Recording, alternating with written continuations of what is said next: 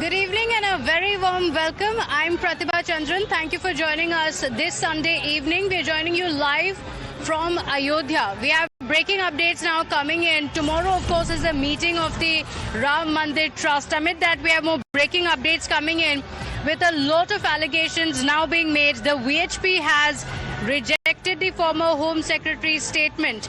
The ex-Home Secretary had said that gold-plated Ramcharitmanas had been missing.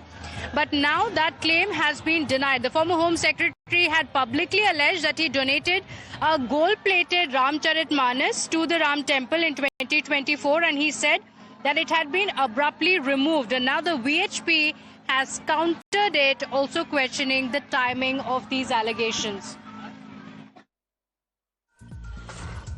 Coming in, the VHP has countered these allegations that were made, also questioning the timing of it.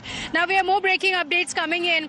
Amid the crucial trust meeting that is expected tomorrow, there is some uncertainty over the presence of Nritya Gopal Das. Sources say that he is facing health issues, raising questions on whether the Ram Mandir Trust president is going to be present, whether he will be attending the meeting. Now, he was undergoing some treatment in Lucknow. He has now returned to Ayodhya, but because of his ill health, he may or may not attend the meeting tomorrow. We don't know yet. There's no official confirmation that has come in yet. So those questions still remain because of his ill health.